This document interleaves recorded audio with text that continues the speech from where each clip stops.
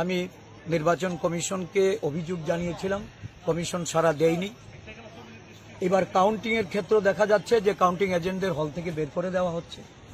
আমাদের যিনি আমি আরও সাহেবকে কয়েকবার ফোন করেছি, বিশালগড় গিয়েছিলাম, সেখান থেকে ফোন করে ওনাকে পাইনি। আমি যাচ্ছি এবং নির্বাচন গণনা এইভাবে যদি চলতে থাকে তাহলে তো এই রেজাল্ট দিয়ে আশা করা যায় না কিছু।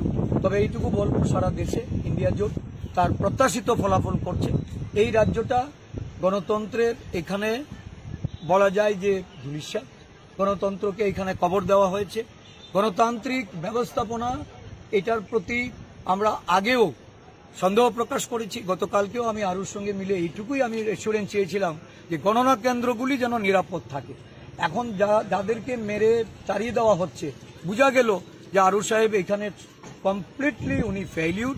এবং আমি জানতে চাইব যে আদৌ এইভাবে গণনা চলবে।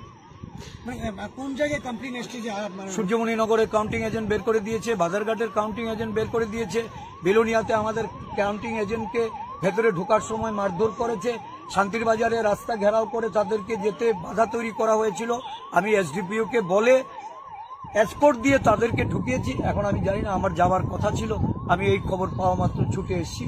আমি যাব আর ওর সঙ্গে কথা বলে আমি কেন এই ধরনের, আমি বারবার তাদেরকে কালকে আমি বারংবার বলেছি যে আমার কাছে নির্দিষ্ট খবর আছে যে আমাদের কাউন্টিং এজেন্টের উপর আক্রমণ হবে, হামলা হবে, তারপরেও তারা নিরাপত্তা দিতে ব্যর্থ হয়েছে।